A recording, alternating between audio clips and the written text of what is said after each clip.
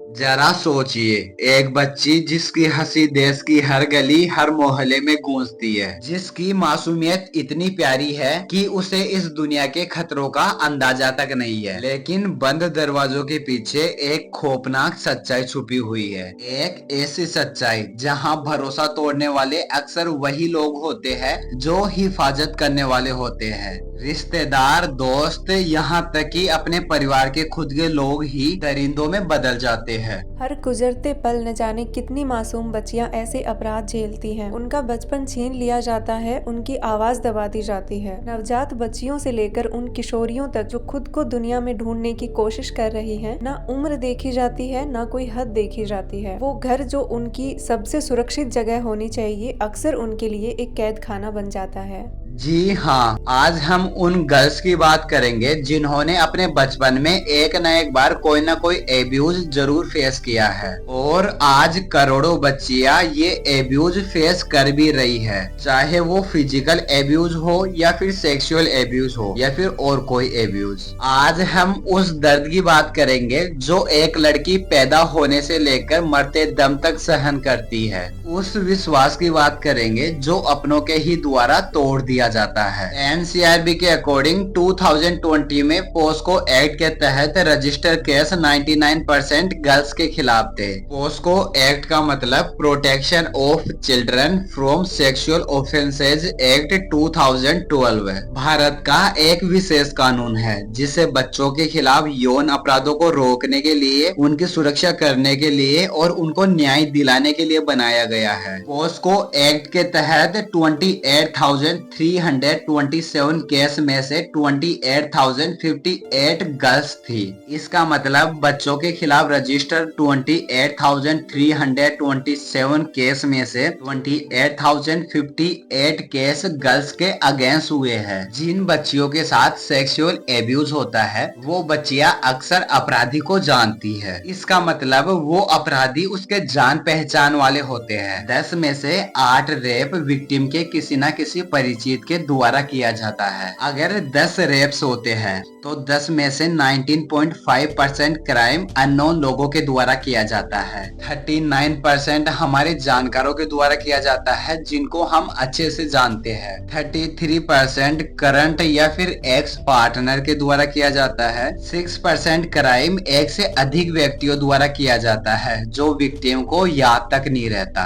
2.5% पति या पत्नी के अलावा रिलेटिव्स करते हैं। लॉ इन्फोर्समेंट एजेंसीज को सूचित किए गए सेक्सुअली एब्यूज के मामलों में 93% किशोर पीड़ित अपराधियों को जानते हैं। अगर किसी लड़की के साथ टीनेज एज में कोई एब्यूज होता है, जो अपराधी होते हैं उनमें से 59% हमारे नॉन के होते हैं जिनको हम जानते हैं। 34% हमारे फैमिली मेंबर्स होते हैं। 7% स्ट्रेंजर्स होते हैं। एंड जो क्रिमिनल्स होते हैं उनमें से 50% ऐसे क्रिमिनल्स होते हैं जिनकी एज 30 या फिर 30 से ज्यादा होती है। 25% जो क्रिमिनल्स होते हैं उनकी एज 21 से लेकर 29 के बीच में होती है। एंड जो 9% क्रिमिनल्स है उनकी एज 18 से लेकर 20 के बीच में होती है। एंड जो 15% क्रिमिनल्स होते हैं उनकी एज 17 या फिर उससे कम होती है। हमारे समाज में एक बात बोली जाती है कि बड़े समझदार होते हैं, उनकी हर बात माना करो, वो जो भी बोलते हैं एकदम सही बोलते हैं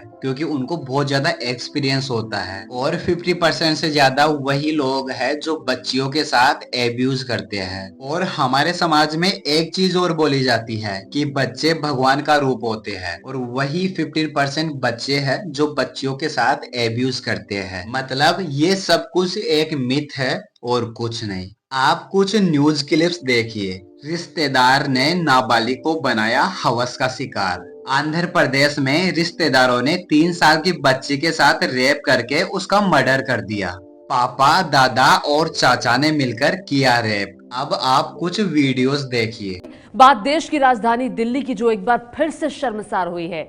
दिल्ली में 8 महीने की बच्ची से रेप का मामला सामने आया है, और रेप का आरोप और किसी पर नहीं बल्कि पीड़ित मासूम बच्ची के ताऊ के लड़के पर लगा है, यानी कि उसके कजन भाई पर लगा है।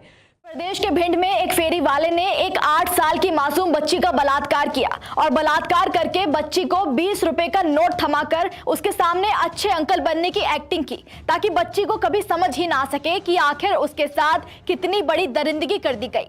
बड़ी खबर इस वक्त दिल्ली से मिल रही है। बुराड़ी इलाके में एक बड़ी वारदात सामने आई है। एक नाबालिग के साथ रेप की खबर इस वक्त मिल रही है।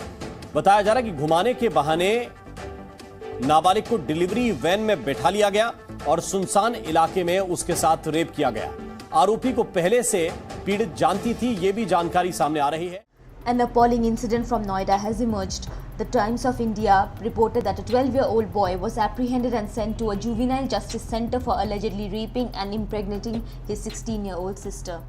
सोच के देखिए, अगर पापा, दादा, चाचा और भाई भी रेप करते हैं तो लड़कियां विश्वास किस पे करेगी? घर में रहेगी तो घर में भी उनके साथ गलत होगा और अगर बाहर जाएगी तो बाहर भी उनके साथ गलत होगा। इसका मतलब है कि हमारे देश में लड़कियों को जीने का अधिकार नहीं है। लड़कियों को हर तरफ से नोचा जाता है, हर प्रकार के उनके साथ एब्यूज होते हैं, हर प्रकार के उनके साथ क्राइम होते हैं और 96% क्राइम उनके नॉन के लोगों के द्वारा होते हैं। तो वो विश्वास किस पे करेगी और मदद किस से मांगेगी? आपको सुनकर शौक लग जाएगा कि हमारे सामने जो रेप के केस आते हैं वो सिर्फ 10% है। 70 से 90% रेप केस बाहर आते ही नहीं है। सोच के देखो हमारे देश में लड़कियां किस हालत में जी रही है। अब हम बात करते हैं कि इन बच्चियों के साथ कौन कौन से एब्यूज होते हैं।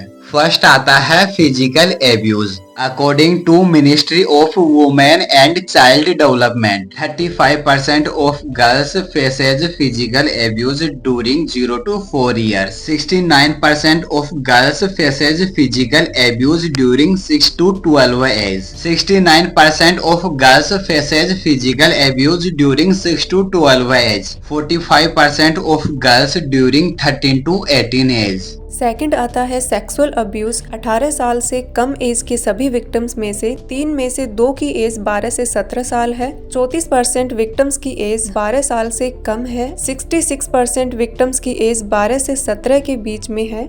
18 वर्ष से कम की एज में से एक लड़की सेक्सुअल अब्यूज का शिकार होती है। 18 से कम एज के बच्चे जिनके साथ सेक्सुअल अब्यूज होता है उनमें से 82% जो है वो गर्ल्स होती हैं। थर्ड आता है emotional and psychology abuse. Fourth आता है नेग्लेक्ट एंड फिफ्थ आता है चाइल्ड मैरिज। NFHS 5 के अनुसार 20 to 24 एज की 23.3% गर्ल्स की शादी 18 वर्ष से पहले हो गई। सिक्स्थ आता है institutional abuse, like school colleges में होता है या फिर कोचिंग्स वगैरह में जो एब्यूज होते हैं वो इसके अंदर आते हैं। बहुत से लोग मानते हैं, इंक्लूडेड गर्ल्स भी, कि लड़कियों के साथ गलत काम इसलिए होता है बिकॉज वो छोटे कपड़े पहनती है। लेकिन हम इस वीडियो में बच्चियों की बात कर रहे हैं तो उनके साथ ऐसा क्यों होता है? चलिए आपको कुछ रियल लाइफ स्टोरीज बता देते हैं। फर्स्ट स्टोरी है नेहा की। एक छोटे से गांव में नेहा नाम की एक लड़की रहती थी। उसके परिवार में उसके माता पिता और उसके चाचा चाची रहते थे। एक दिन जब नेहा के माता पिता काम से बाहर गए हुए थे तब चाचा ने उसे अकेले बुलाया। उन्होंने उसे डरा धमकाया और फिर उसके साथ गलत हरकत की। नेहा समझ नहीं पा रही थी कि उसके साथ क्या हो रहा है। वो डर गई और किसी को कुछ बताने की हिम्मत भी नहीं कर पा रही थी। कई महीने तक चाचा उसके साथ गलत काम करता रहा। वो अकेली सहमी हुई डरी हुई रहने लगी। एक दिन उसके टीचर ने ये सब देखा और उसे प्यार से समझाकर उसे सच्चाई पूछी। तब जाकर टीचर ने पुलिस को कंप्लेन की और फिर पुलिस ने उसके चाचा को अरेस्ट किया। अब सोच के देखें कि एक 10 साल की नादान लड़की जिसके साथ बचपन में इतना सब कुछ हो गया और अब उसका लोगों पर से विश्वास ही उठ गया होगा। सेकंड स्टोरी है आसिफा बानो की, जो उत्तर प्रदेश के कठुआ जिले में रहती थी। जब वो 8 साल की थी तब उसके साथ सामूहिक बलात्कार करके उसको मार के उसकी बॉडी को जंगल में फेंक दिया था। इस घटना ने पूरे देश को अंदर से झकझोर करके रख दिया था। आप सोच के देखें कि उन दरिंदों की क्या मेंटालिटी होगी जिन्होंने 8 साल की बच्ची के साथ इतना घिनौना काम किया। आपको हमारे देश में ऐसी ही लाखों स्टोरीज देखने को मिल जाएगी। कहीं पे भाई तो कहीं पे अंकल, कहीं पे बाप तो कहीं पे कोई और। कोई ना कोई किसी ना किसी मासूम जान को अपनी हवस का शिकार बना ही लेता है और वो मासूम जान कुछ नहीं कर पाती।